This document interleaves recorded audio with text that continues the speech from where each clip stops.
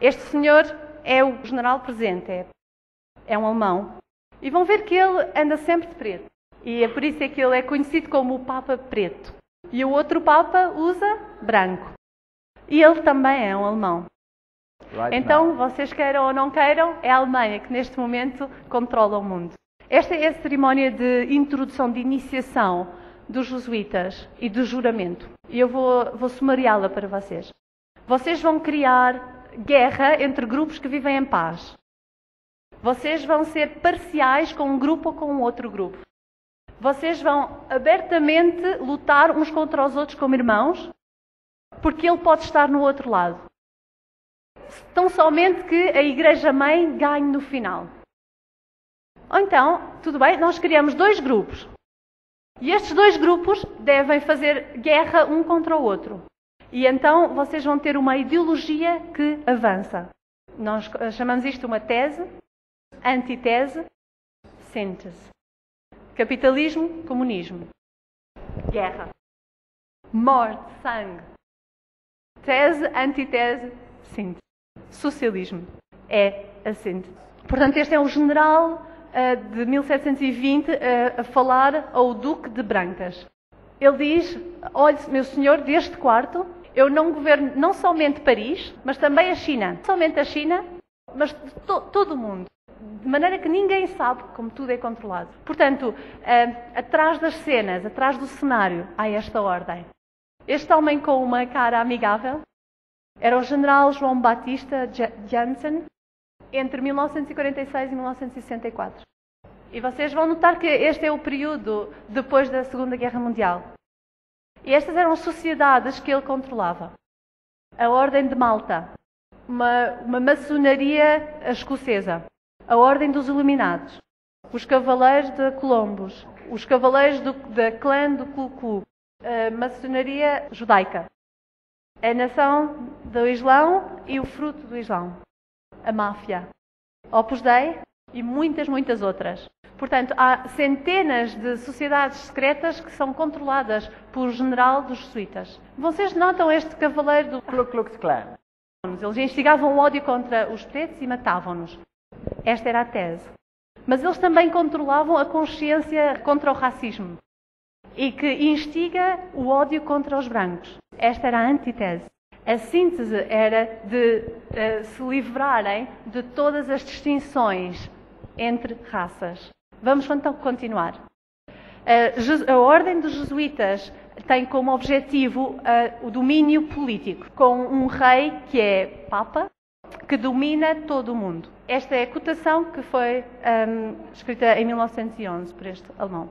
Por favor, notem que eu não estou a dizer nada. Eu só estou a dar-vos cotações. E eu estou-vos a dar citações das mais altas fontes que vocês podem obter.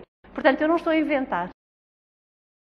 Vamos olhar para um historiador batista. Ele diz a mesma coisa. Ele diz que os jesuítas controlavam os Cavaleiros de Colombos, os Cavaleiros de Malta, Opus Dei e outros. Ele tem uma citação muito interessante.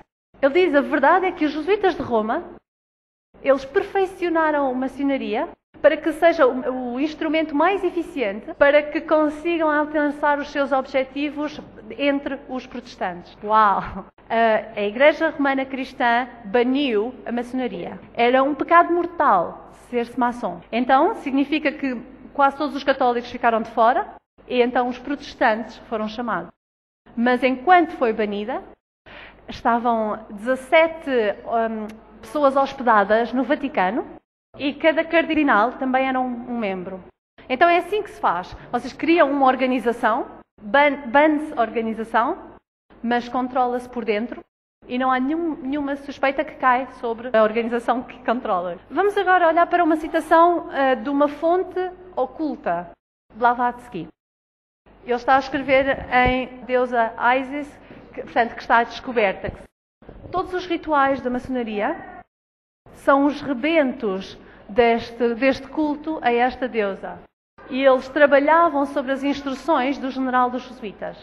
Então, eles mesmos dizem, no grau 32 da maçonaria, um maçom, ele ouve o seguinte: A ciência oculta dos magos antigos é encontrada nos direitos da mais alta maçonaria. Portanto, noutras palavras, a ciência oculta dos antigos magos está escrita, está explícita nos direitos dos maçons. A maçonaria livre admite, tem a ver com o oculto. Também nesta Morais e Dogma, nestas lojas da maçonaria, eles têm livros sagrados. Uma loja cristã vai ter uma Bíblia. Judaica vai ter um Pentateuco. Uma islâmica vai ter o Corão. E agora ele diz, um deles tem a verdade, mas ele não diz qual. Bom, mas a gente vai voltar a isto mais tarde. Vamos agora ao Corão. Isto é o Corão. Esta é a edição que foi dada pelas Nações Unidas e fala de humanismo. E aqui diz que Cristo foi salvo de todo da indignidade da cruz. No Corão diz, eles não o mataram, nem o crucificaram, mas foi como eles fizeram parecer que era assim, mas certamente que eles não o mataram. Então o Corão diz, Jesus não morreu por ti. O Corão diz que nenhuma das pessoas do livro devem acreditar nele. Então elas não têm que acreditar em Jesus. O Corão diz, o sacrifício de sangue é alguma coisa que está dentro da cabeça de algumas pessoas, mas que Jesus não morreu por você. E eu estou a citar do Corão oficial, diretamente. O Corão diz, Deus é indigno se Cristo é realmente Deus.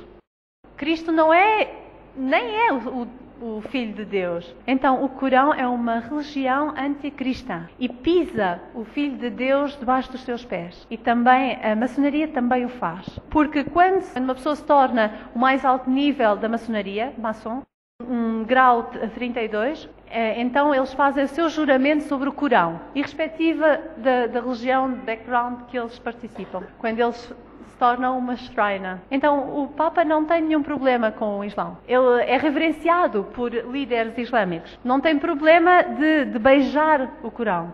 Como é que ele pode dizer que representa Jesus Cristo? Eu nunca ouvia beijar a Bíblia, mas já ouvia beijar o Corão. Vamos agora ao quartel-general da maçonaria nos Estados Unidos. Portanto, em Morais e Dogma, diz que a maçonaria tem reservado dentro de si os seus segredos. E até leva os seus membros a se afastarem, intencionalmente. Então, de facto, só há apenas uns poucos maçons que saibam o que é que está a passar.